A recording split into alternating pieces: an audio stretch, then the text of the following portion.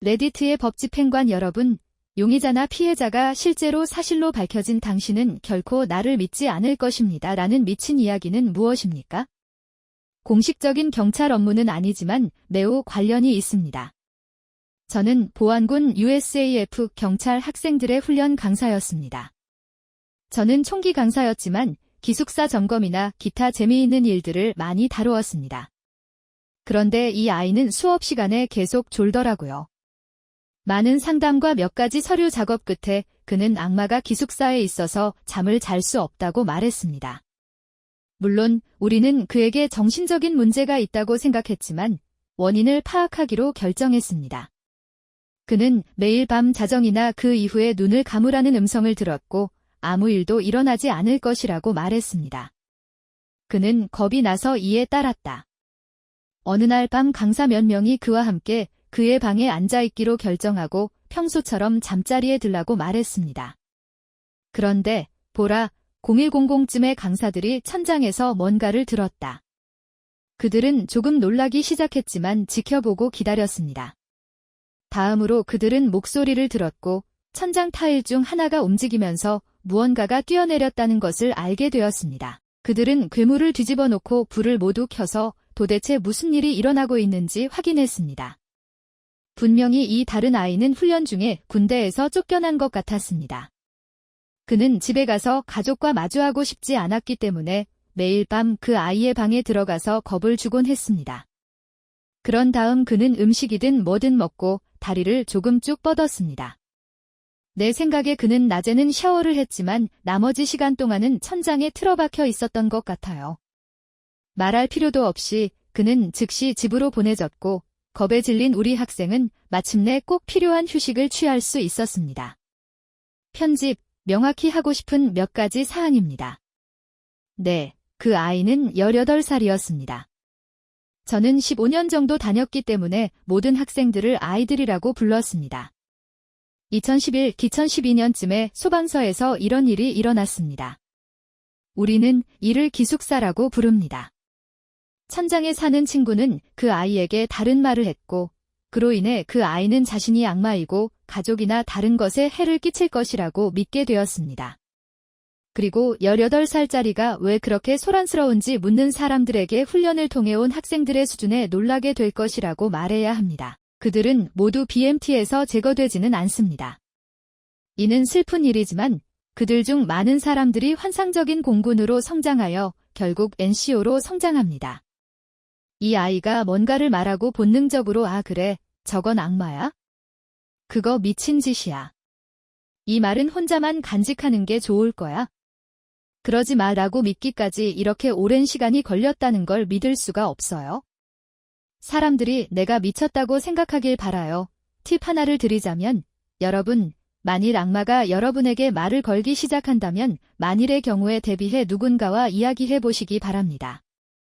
이야기. 그래서 디스패치에서 내 파트너에게 조언을 했고 911에 전화를 했는데 발신자는 자신의 마당에 비행기를 주차한 조종사가 근처 술집으로 갔다고 알려주었습니다. 디스패치는 발신자가 영어 대화를 할 수 없으며 통화는 번역 서비스를 통해 번역되었다고 조언했습니다. 주소가 호수에 있다는 것을 알면 번역이 잘못된 것 같습니다. 누군가가 보트를 그의 부두까지 몰고 가서 바에 들어갔을 것입니다. 파트너가 나에게 전화를 걸었고 그는 크래퍼에 있었고 잠시 시간을 낼 것입니다. 그도 번역에 관해 나와 같은 생각을 하고 있습니다. 내가 먼저 도착했다. 이런 젠장. 그의 진입로에 실제 비행기가 있었습니다. 특히 수상 비행기였습니다. 분명히 그것은 보트 경사로 위로 몰려가 그의 진입로로 꺼져 폐쇄되었습니다. 나는 내 파트너에게 전화를 걸어 그래, 여기 와서 이 쓰레기를 봐야 해라고 말했습니다.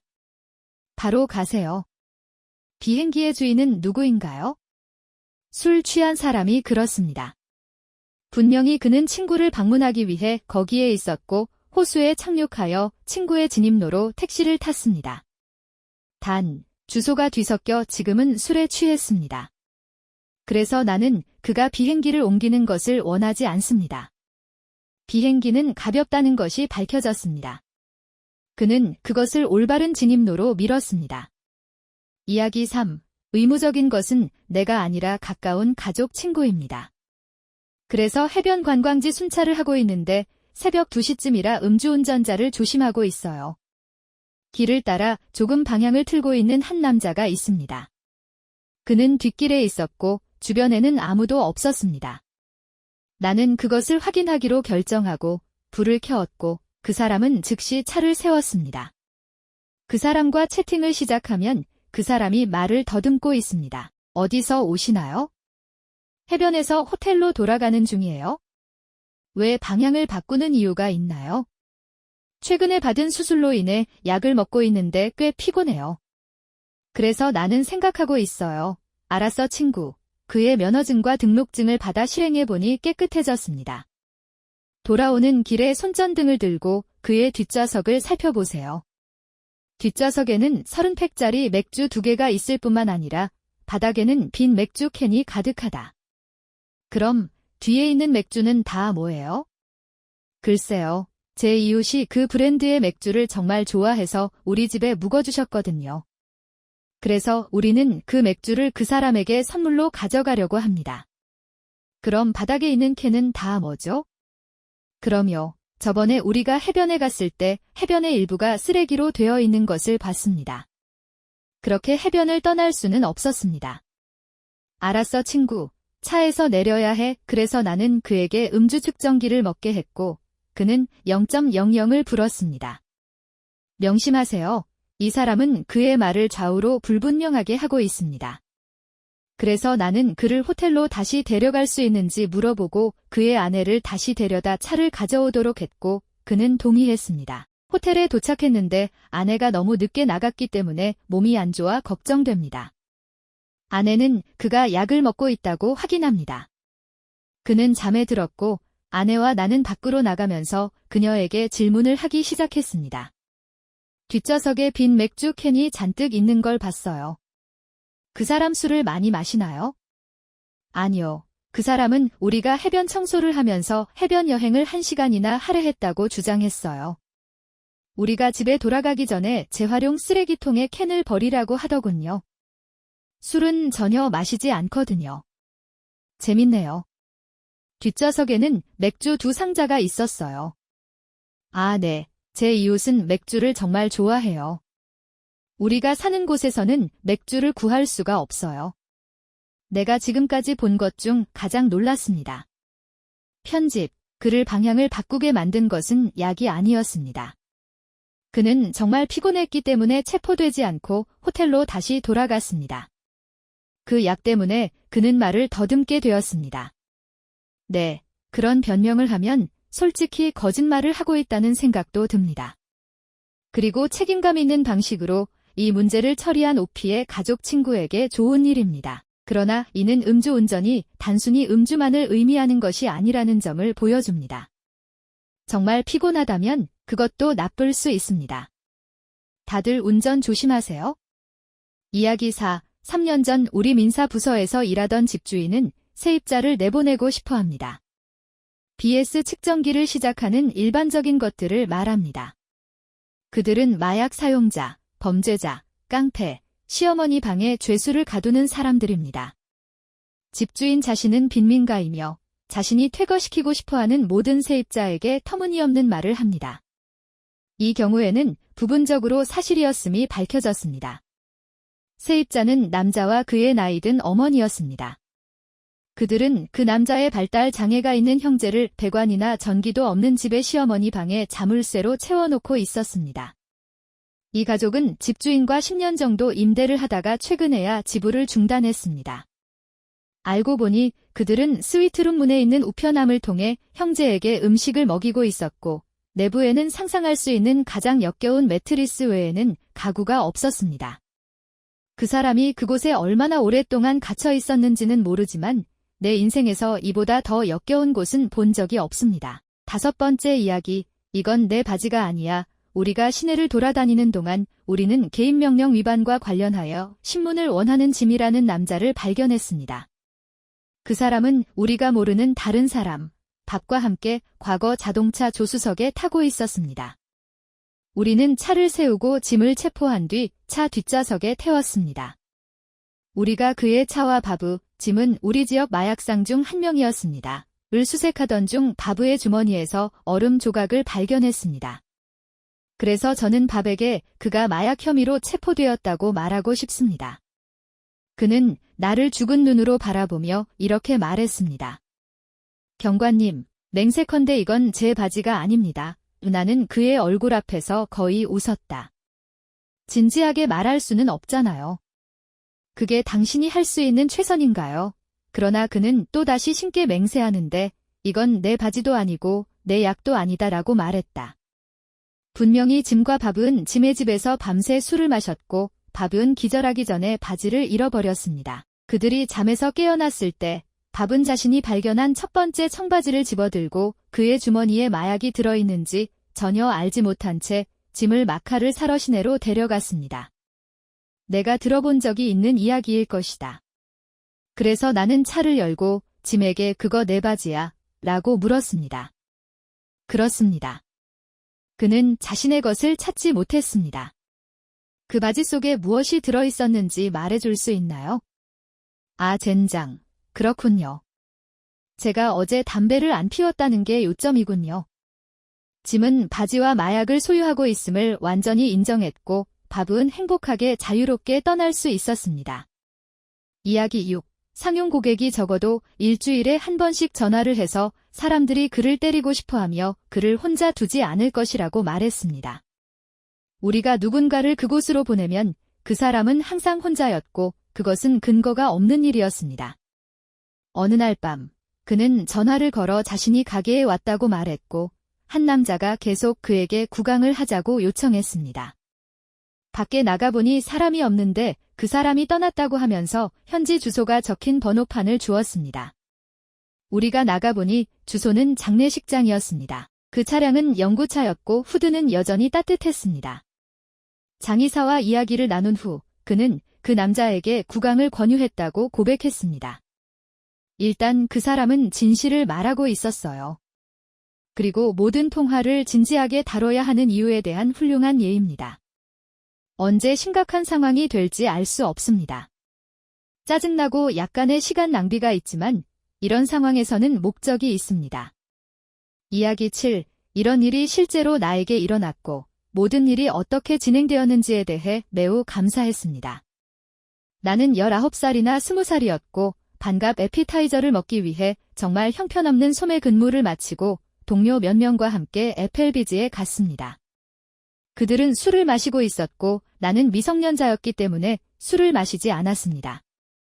우리가 돈을 지불할 준비를 하고 있을 때 한 동료가 수표를 받으러 손을 뻗어 내 셔츠와 무릎 위에 거의 가득 찬 맥주를 넘어뜨렸습니다.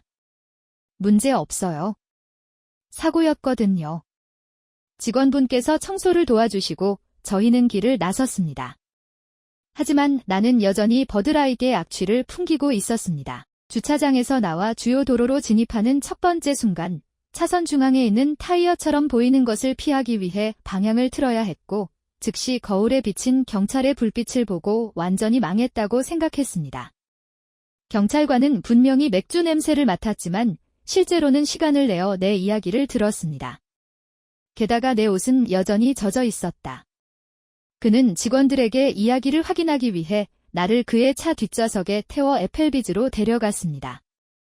운 좋게도 그들은 모두 그것이 단지 맥주를 쏟은 것이고 나는 술을 마시지 않았다는 것을 확인했습니다.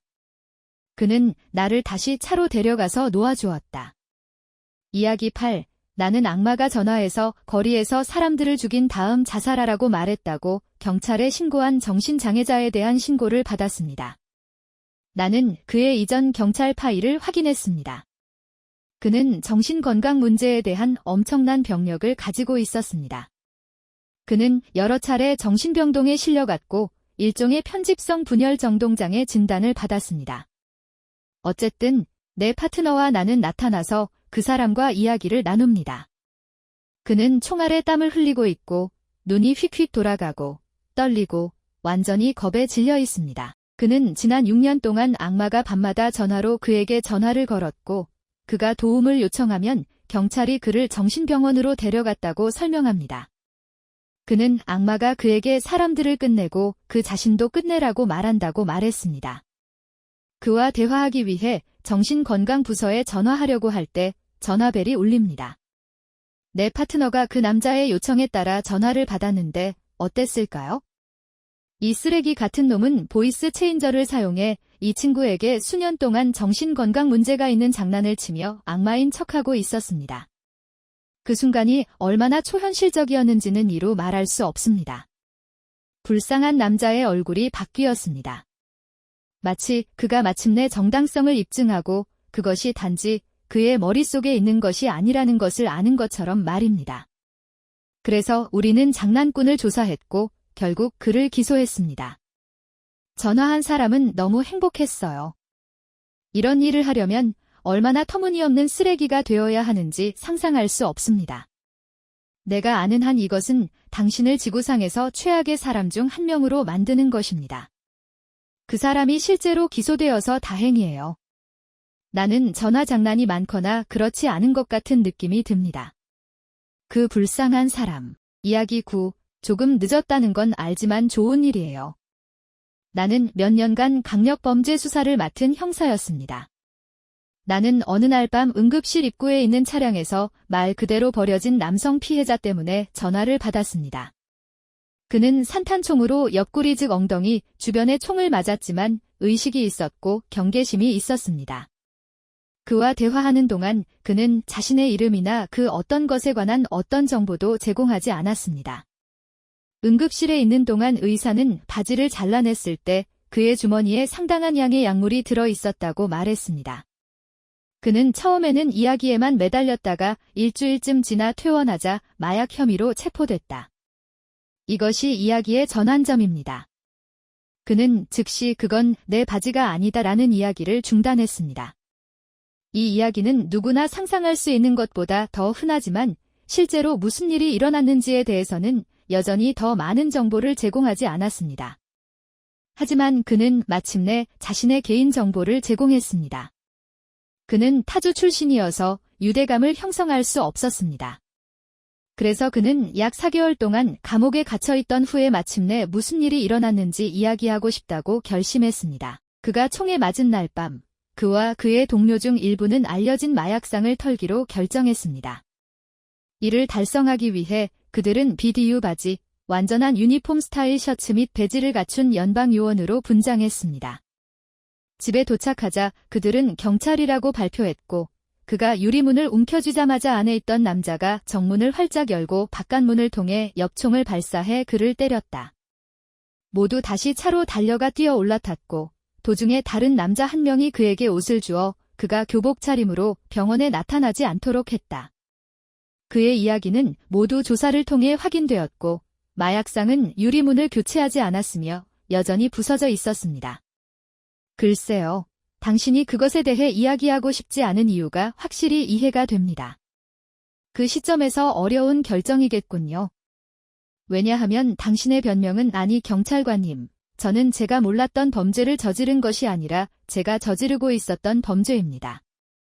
무장강도입니다. 라고 변명하기 때문입니다.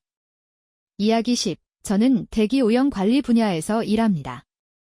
실제 경찰관 중 한 명이 제보라인을 통해 적절한 장비가 없고 허가 없이 운영되는 정비소에 대한 익명의 항의 전화를 받았습니다. 나는 그곳에서 경찰관을 만나 현장을 조사하고 무슨 일이 일어나고 있는지 확인합니다. 내가 차를 세우고 있는 동안 가게 마당은 엉망이었다. 여기저기 난파된 자동차들, 방수포 아래에 있거나 그냥 아무렇지도 않게 팔레트 위에 누워있는 엔진 조각들. 한쪽 구석에 작은 타이어 더미가 있습니다. 빠진 것은 사슬로 묶인 도베르만과 철조망 울타리뿐입니다. 장교가 있어서 다행이었습니다. 우리는 가게에 들어갔습니다. 마당보다 훨씬 어수선해요. 오래된 우유 상자에는 최소한 3대 이상의 자동차 조각이 있고 작업 현장에는 다양한 상태로 분해된 2대의 자동차가 있습니다. 주인에게 우리가 거기 있는 이유를 말하면 그는 매우 혼란스러워합니다. 그는 자신을 위해 그림을 그려주는 친구에게 페인트 부스를 빌려주지만 일을 별로 하지 않는다고 합니다. 우리는 필터 교체 등에 대한 전체 연설을 진행하고 그 사람은 더욱 혼란스러워합니다. 그는 방금 새 필터를 구입했다고 맹세합니다. 그것들은 상당히 비싸며 그는 페인트 작업을 그렇게 많이 하지 않는다고 다시 말했습니다. 가게 상황과 마당 상황을 고려하여 구매하지 않을 예정이라 부스를 직접 보시길 바랍니다. 그는 우리를 다른 건물로 데려갔고 거기에는 정말 아름다운 페인트 부스가 있었습니다. 모든 것이 깨끗합니다. 필터 상태는 양호합니다. 그는 올바른 종류의 페인트 총을 가지고 있습니다. 그의 모든 용기는 덮여 있고 환기장치가 제대로 연결되어 있습니다. 팁라인에 불평할 가치가 있는 어떤 종류의 냄새는 말할 것도 없고 페인트 냄새도 전혀 없습니다. 위반이라고 할 만한 것도 찾을 수 없었고 경고할 만한 것도 없었습니다. 가사 관리에 관한 한내가 가본 최고의 바디샵 중 하나입니다. 이제 우리는 모두 혼란스러워졌습니다. 경찰관은 그 사람에게 최근에 다른 기관의 사람이 방문했는지 묻습니다. 그 남자는 아니오라고 말합니다. 그런 다음 그는 최근에 누군가를 해고한 것이 아닌지 묻습니다. 때때로 해고된 전직 직원이 전화를 걸어 불만을 토로하고 이전 상사를 문제에 빠뜨리려고 하기 때문입니다. 이번에도 그 사람은 아니라고 합니다. 그와 그의 아버지는 가게에서 일하고 그의 친구는 그림을 그리러 옵니다. 여기에는 아무것도 없기 때문에 누가 불만을 제기했는지 알아내려고 머리를 극적입니다. 나가는 길에 경찰관은 저쪽에 있는 것과 같은 카마로를 손에 넣고 싶다고 무심코 말했습니다. 그때 전구가 꺼졌습니다. 알고 보니 카마로의 소유자는 자신의 차의 진행 속도에 만족하지 못했습니다. 가게 주인은 부탁으로 무료로 작업하다가 다른 유료 작업에 얽매여 끝내는 기회를 얻지 못했다. 그들은 우리가 전화를 받기 며칠 전에 그것에 대해 분명히 논쟁을 벌였고 나머지는 역사입니다. 이야기 11. 저는 미 해군과 미 해안경비대에 배치된 마약 단속 요원이었습니다. 한 번은 마약 밀매로 의심되는 보트의 정보를 가지고 과테말라 해안을 순찰하던 중이었습니다. 우리는 근처에서 레이더 접촉점을 찾아 차단팀과 함께 19피트 크기의 소형 보트를 발사했습니다. 예고 없는 야간 탑승, UNB-이라 아이디어는 속도와 기습, 액션의 폭력이었다. 감지되지 않은 채 30피트 이내로 가까이 다가가 모든 스포트라이트와 스트로브를 켜고 탑승한 모든 사람들에게 손을 높이 들라고 소리치기 시작했습니다. 배에 탄 유일한 사람은 반대편에 매달려 손을 올리지 않았습니다. 그는 그렇게 하라는 지시를 여러 번 받았고 거절하면 상처를 받을 수도 있었습니다. 고함 소리와 혼란 속에서도 그가 우리에게 말하려는 내용을 아무도 듣지 못했습니다. 마침내 먼지가 가라앉고 모두가 한숨을 쉬었고 남자는 상어를 잡아 낚시 장비를 대부분 잃어버려서 손을 들지 못했다고 설명했습니다. 나는 가서 그 사람의 바로 옆에서 실제로 5피트 크기의 상어가 싸우고 있는 것을 보았습니다. 우리는 그가 그것을 끌어올리는 것을 조금 도와주었고 그는 야구 방망이로 그것을 때려 죽였고 그의 태클을 모두 저장했으며 어떤 약물도 발견하지 못했습니다. 그 사람이 무슨 생각을 했을지 상상이 가시나요? 나는 보트에 있는 이 어부가 정말 운이 없구나. 처음에는 이 상어와 싸우고 있는데 경찰이 나한테 달려와. 이거 짜증나 라고 상상합니다. 내가 그런 말을 들은 적이 있다면 그것은 불운한 날이다. 이야기 12. 몇몇 법집 행관들이 나에게 이런 일이 일어나는 것을 목격했다. 그렇지 않았다면 내가 곤경에 처했을 수도 있다. 나는 쇼핑백에 맥주 캔을 넣고 파티에 가는 길이었습니다. 나는 가는 길에 맥주를 한 잔 해야겠다고 결심했다. 그러기 직전에 근처에 경찰 몇 명이 서 있는 것을 발견했습니다. 그래서 공공음주가 불법이기 때문에 맥주에 대한 생각을 바꿨습니다. 나는 맥주를 다시 가방에 넣었다. 아직도 경찰을 쳐다보며 가방을 놓쳤고 가방이 땅에 떨어지고 작은 조약돌이 캔에 구멍을 내서 물이 튀게 되었습니다. 맥주가 걱정돼서 그것을 집어들고 구멍을 막으려 했지만 결국 내 몸 전체에 맥주를 뿌리게 됐다. 잠시 생각한 후에 캔을 여는 것이 구멍의 압력을 완화하는 데 도움이 될 것이라고 생각했는데 내 말이 옳았습니다.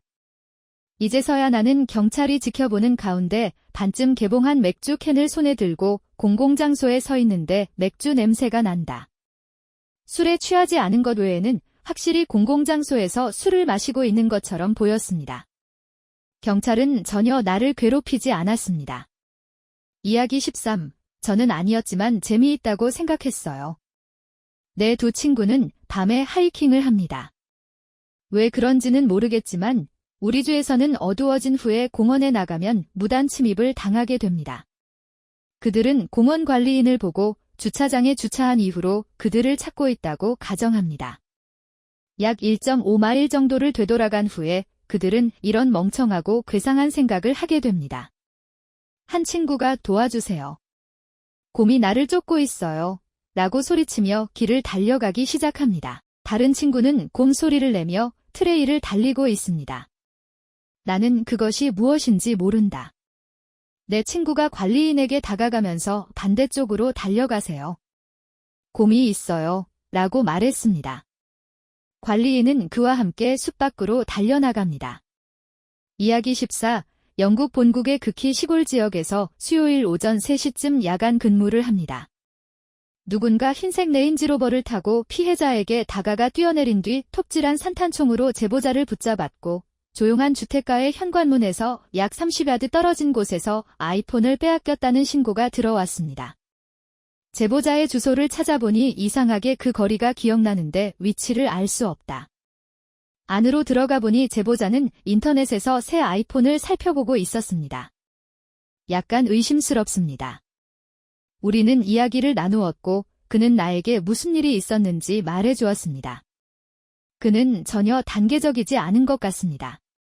이야기를 나누는 동안 저는 몇 달 전 강도 사건으로 몇 집 아래에 있었고 주인에게 CCTV 설치를 권유했던 그 거리를 기억합니다. 거기로 가보니 그의 차고 위에 CCTV가 있더군요. 나는 그를 깨워서 그것을 보았고 과연 그 일이 일어났습니다. 모든 것, 차량 등록을 받았고 AR은 무장강도 혐의로 체포됐다. 그 총은 복제품으로 밝혀졌지만 완전히 이상했습니다. 그 사람은 손톱만큼 단단해요. 강도를 당하고 총이 겨누고 휴대폰을 빼앗겼는데 20분도 채 지나지 않아 경찰에 신고한 후 인터넷에 접속해 글쎄, 이제 새 휴대폰이 필요해라고 말한다고 상상해보세요. 이 남자는 트라우마의 면역인 것 같습니다.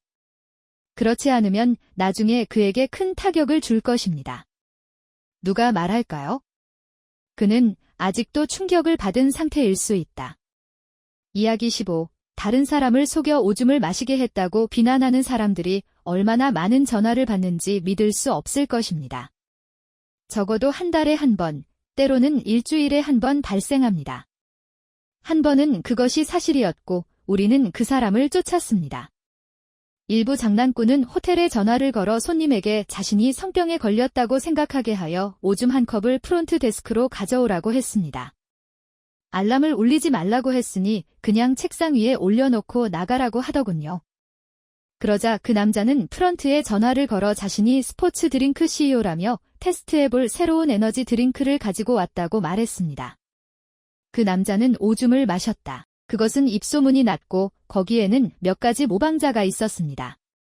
누군가에게 오줌을 마시게 하는 것은 재미있는 일이 아닙니다. 이야기 16. 우리가 가끔 상대하는 정신분열증을 앓고 있는 남자로부터 강도에 대한 불만이 접수되었습니다. 그 남자는 누군가가 그의 집에 침입하여 그의 커피 테이블에서 잔돈 38센트, 냉장고에서 치즈 2조각, 타이레놀 젤캡 2개를 훔쳤다고 말했습니다. 그 남자의 집 내부는 호더쇼에 나오는 것 같아 보였기 때문에 나는 그 남자를 무시하고 그에게 정신을 차리지 못하는데 문제가 있는 것이 분명하기 때문에 내가 파일에 묻을 계획인 초기 보고서에 대한 진술서를 작성하게 했습니다. 약 2주 후, 그는 당황하여 전화를 걸어 자신의 집으로 다시 파견합니다. 이번에 그는 커피 테이블에서 약 72센트, 비엔나 소시지 캔, 그리고 처방받은 심장약 3회분을 잃어버렸습니다. 같은 것, 나는 그에게 강도를 당했다고 소리 지르고 열광하게 했고, 그는 이런 일이 일어나지 않도록 하기 위해 무엇을 할 수 있는지 반복해서 묻습니다. 나는 그에게 집에 카메라를 투자하고 진술서를 받고 떠나야 한다는 식으로 미심쩍은 대답을 한다. 일주일이 더 지나고 우리는 세 번째로 파견됩니다. 똑같은 무작위 항목이 누락되었습니다. 여분의 잔돈, 낚시 미끼, 냉장고에서 가져온 샌드위치 반개. 이번에는 그가 웃고 있다. 그가 안락의자 옆에 있던 담요를 꺼내자 집 안 곳곳에 설치된 6, 7대의 카메라에 부착된 모니터였다. 그는 비디오를 꺼내고 아니나 다를까 한 남자가 부엌 창문을 밀어서 열고 안으로 들어갑니다. 그는 커피 테이블에서 잔돈을 가져가고 낚시 미끼 하나를 훔치고 열기 전에 냉장고에 있는 그 친구의 샌드위치를 한 입 빼어 물었습니다. 냉장고가 백업되어 절반을 차지합니다. 그 사람의 길 아래에 사는 또 다른 정신분열증 환자로 밝혀졌습니다. 그래도 분명 좋은 샌드위치였을 거예요. 한 입 먹고 이제 잠깐만요. 나머지는 먹고 싶어요. 라고 말하세요. 그 이야기 외에는 별로 할 말이 없네요. 그 세부 사항이 재미있다고 생각했습니다. 이야기 17. 법 집행기관은 아니지만 여전히 좋은 이야기입니다. 저는 응급구조대원이었고 집에는 15년 정도 이 일을 해온 남자가 있었습니다. 그에게는 몇 가지 이야기가 있었습니다. 눈에 띄는 점은 갇힌 아이에 대한 전화를 받는다는 것입니다. 그게 다야? 더 이상의 설명은 없고 주소와 전화 끊기만 가능합니다. 경찰, 소방차, 구급차, 구조대 모두 출동합니다. 엄마가 문에 대답하고 당황하고 흐트러진 것 같습니다. 화장실에서 그녀의 아들이 욕조 수도꼭지를 세게 부딪혀 안에 갇혔다고 말했습니다. 반복하겠습니다. 그녀의 아들은 욕조 수도꼭지와 성관계를 맺고 그 안에 갇혔습니다. 그들은 벽에서 파이프를 잘라내야 했습니다. 그들은 그의 동으로 열이 전달되는 것을 방지하기 위해 오피트를 자릅니다. 그들이 자르기 시작하는 순간 그는 겁에 질려 멈췄습니다. 그중 한 명이 말했습니다. 아, 우리가 당신에게 별명을 붙인 게 아니잖아요. 그렇죠? 우리가 별명을 붙였다면 하이파이브를 하세요. 그들은 그를 구급차에 태우고 그를 시트로 덮은 다음 역대 가장 큰 괴물처럼 보이는 것을 가지고 응급실로 굴립니다. 그들은 그를 데려가는 동안 파이프를 잡고 있어야 했기 때문에 2명의 구급대원이 이 몬도동을 잡고 있는 것처럼 보였습니다. 내가 아는 다른 의사의 이야기는 응급실에서 30년 동안 일한 것이었습니다. 그의 간호사 중 한 명이 그중 25명을 위해 그곳에 있었습니다. 그녀는 그에게 다가가서 이걸 꼭 봐야 해요 라고 말했습니다. 한 남자가 바벨 구멍에 그의 증언을 담은 채 잠들었습니다. 그들은 부풀어 올라 이제 붙어 있었습니다. 그 남자는 자루 아래에 약간의 물건을 움켜쥐고 뒤뚱뒤뚱 응급실로 들어갔습니다. 그는 안 들어갔지만 중증도 분류 간호사가 그를 막았습니다. 이에 당신. 이에 당신. 어서 오세요. 그들은 자동 구출 키트를 사용하기 위해 소방서에 전화해야 했습니다. 그래서 그들은 이 바벨을 보았는데 불꽃이 튀고 열을 줄이기 위해 물을 버립니다. 커튼 아래에는 금속에서 불꽃이 튀는 것이 보이고 그 남자는 겁에 질려 비명을 지르고 금속이 금속을 자르는 소리가 들립니다. 응급실의 환자들은 모두 놀랐습니다. 몇몇은 도망치려 했다. 간호사, PA, 문서 및 기술자는 골키퍼 역할을 하고 모든 사람이 괜찮은지 확인해야 했습니다. 방 안의 의료 상황이었고 고문은 일어나지 않았습니다. 이야기 18. 개인적으로 경찰관은 아니지만 아버지는 경찰관이십니다. 누군가가 그에게 그의 가장 기발한 이야기에 대해 물을 때마다 그는 이렇게 답합니다. 몇 가지 뒷이야기. 한 남자가 다른 주에서 우리가 가까운 도시로 날아와 시내에 있는 동안 운전하기 위해 지프를 빌렸습니다. 그 남자는 차 열쇠를 챙겨서 문을 열었는데 처음에는 컵홀더에서 빈 커피잔을 발견해서 조금 버림받았습니다. 그 사람은 지난번에 누군가가 차를 빌렸을 때 차를 가져오는 것을 잊어버렸다고 생각했을 뿐입니다. 시내에서 시간을 보낸 후 그는 주차장으로 돌아왔지만 경찰은 그에게 지상으로 내려오라고 소리를 지르고 있었습니다. 혼란스러워서 남자는 의무를 다합니다. 나중에 그에게 질문을 하던 중 나는 이야기의 두 번째 부분을 알게 되었습니다. 자동차 제조업체에서는 때때로 여러 자동차가 동일한 키로 작동하도록 만들기 때문에 모든 자동차에 고유한 키가 없습니다. 이런 일이 일어날 가능성은 엄청나게 낮지만 지프를 위해 그에게 주어진 열쇠는 그 사람이 가져간 지프에도 작동하는 열쇠였습니다. 그가 차를 가져갈 의도가 없었다는 것을 증명하기 위해 그는 열쇠를 시동장치에 넣었고 당연히 그 열쇠는 두 차 모두에서 작동했습니다. 몇 가지 세부 사항이 잘못되었을 수도 있지만 여전히 말도 안 되는 이야기입니다. 이 불쌍한 사람은 정말 혼란스러웠나 봐요. 이런 내 열쇠가 다른 차에 작동한다는 사실을 알게 된다면 나는 정신을 잃을 것입니다. 다른 차가 있을 것으로 예상되는 바로 그 도시에 있는 차는 말할 것도 없고요. 예를 들어 그럴 확률은 얼마나 되나요? 이야기 19. 저는 대형 소매업체에서 손실 방지 업무를 맡고 있습니다. 어느 날 LP 작업을 하던 중 어린 여성이 가격을 보지 않고 여러 품목을 선택하는 모습을 보게 되었는데 이것이 계기가 되어 자세히 살펴보기 시작했습니다. 그녀는 포장에서 화장품을 꺼낸 후 셔츠 한 장을 들고 피팅룸으로 들어갑니다. 나는 다른 경찰관에게 카메라를 감시하게 한 후 바닥으로 나갑니다. 여자가 나가고 나는 매점을 확인합니다. 셔츠 외에는 아무것도 없습니다. 나는 입구로 나가서 그녀가 나올 때까지 기다립니다. 그녀가 나가자마자 나는 신분을 밝히고 그녀에게 다시 오라고 요청합니다. 그녀의 얼굴에는 눈물이 흐르기 시작했고 그녀는 엄마나 경찰에 신고하지 말라고 나에게 간청했습니다. 적어도 그녀의 엄마에게 연락해야 한다고 말했습니다. 그 아이의 엄마에게 전화했더니 그 아이는 장애가 있어서 침대에서 일어날 수가 없다고 하더군요.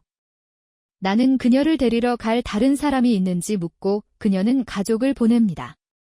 해당 여성과의 인터뷰에서 그녀는 정말 힘든 시간을 보내고 있고 정말 미안하다고 말했다.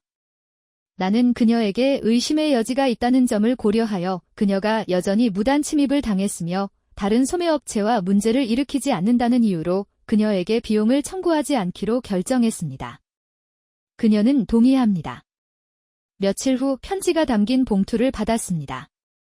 고맙다고 말하고 다시 한번 미안하다고 말합니다. 그녀는 화장품을 선택한 이유는 어머니가 암사기이고 수명이 몇 주밖에 남지 않았기 때문이라고 설명했다. 그녀는 너무 아프고 가난했기 때문에 어머니에게 돈을 요청할 수 없었습니다.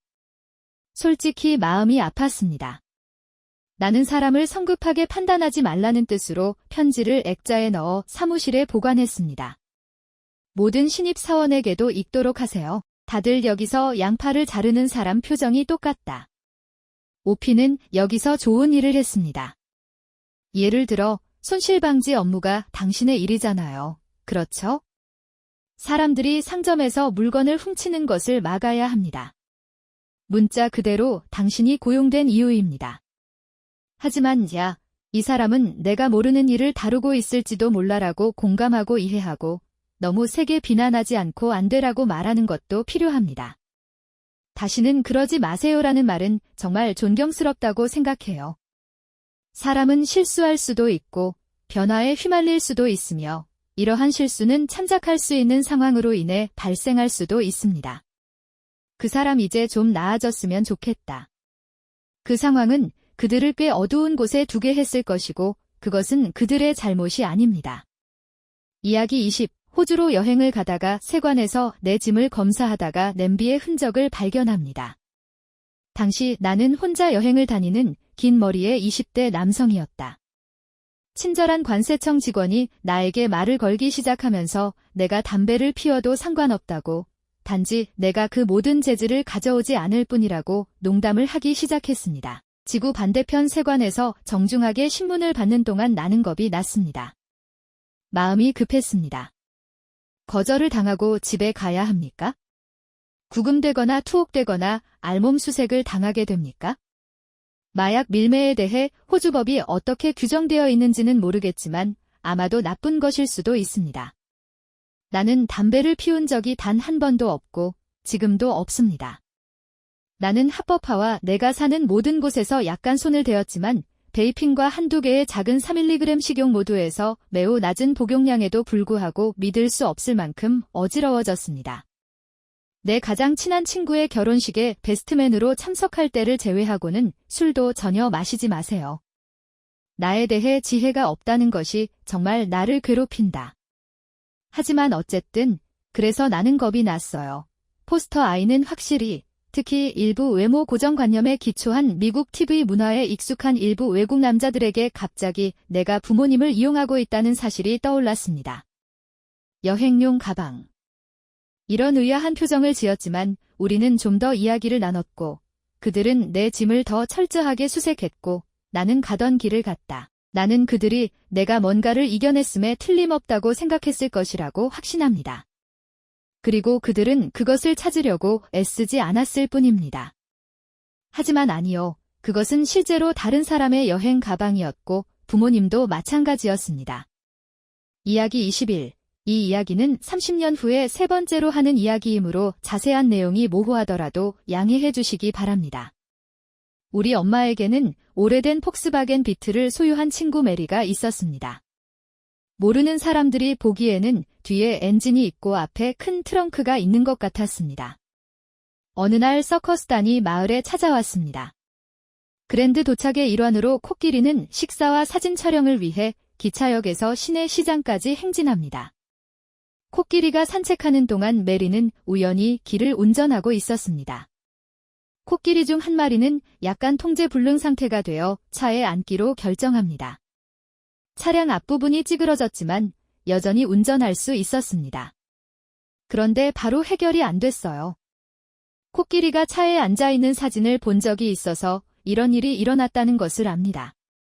며칠 후 메리는 고속도로를 운전하고 있는데 그녀 바로 앞에서 15대의 차량 추돌 사고가 발생합니다. 그녀의 차는 관련되지 않았지만 고속도로가 정리될 때까지 그녀는 여전히 거기에 갇혀 있었습니다.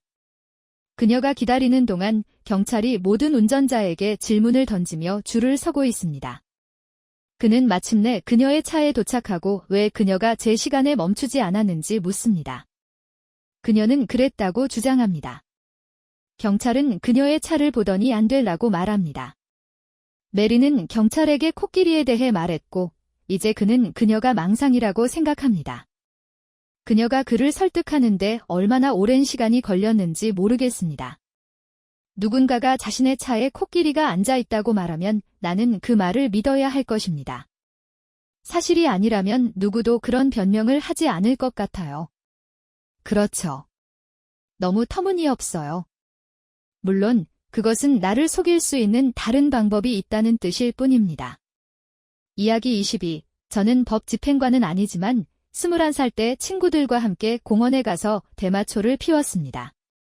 내 차에는 대마초가 있었고 관절을 감을 수 있는 종이가 있었는데 그중 3개를 굴려 우리 6명에게 나누어 주었습니다.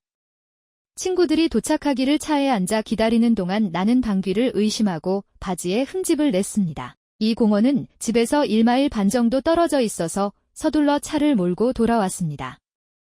나는 과속을 하다가 내가 살고 있는 길과 다른 길 사이의 교차로에서 15번 교차로에 세워졌습니다. 경찰이 내 차에 접근해 일반 면허증과 등록증을 받은 후 냄새를 맡더니 내게 무슨 냄새가 나지? 라고 말했습니다. 나는 그와 눈을 마주치며 선생님, 데이트 전에 바지에 똥을 싸고 과속해서 집으로 가고 있었습니다라고 말했습니다. 경찰관은 자신의 차를 돌아보며 고개를 약간 뒤로 젖히고 냄새를 맡은 다음 고개를 내밀고 움찔하며 내 차 옆면을 2번 치고 하더라. 빨리 집에 가라고 말한 뒤 나를 놓아주었습니다. 작은 기적이 아닐까 싶습니다. 이야기 23. 저는 17세에 대학을 마치고 겨울방학을 맞아 집에 가다가 차에 붙잡혔습니다. 이전에 워터버거를 먹었지만 차를 끌 때까지 모든 것이 소화관에 문제가 없었습니다. 나는 그때 엄청난 쓰레기를 가져 가야 한다는 것을 깨달았습니다. 그래서 그가 왔고 저는 이미 서류와 면허증을 준비했습니다. 그는 나에게 왜 그렇게 빨리 달리는지 묻고 내가 알고 있다면 내 속도는 중범죄입니다. 나는 그에게 집에 가는 길이고 운전 거리가 꽤 멀고 화장실에 정말 가야 하고 워터버거 가방을 가리켜야 한다고 말했습니다. 그는 눈썹을 치켜떴고 나는 이봐. 난 내 두뇌를 망칠 거야 라고 말했습니다. 콜먼에서 이걸 할 수 있을까? 이곳은 텍사스주 콜먼 바로 외곽에 있었으며 콜먼에는 이러한 목적을 위한 괜찮은 올서프 편의점이 있습니다. 그는 눈썹을 치켜떴고 우리는 떠났습니다.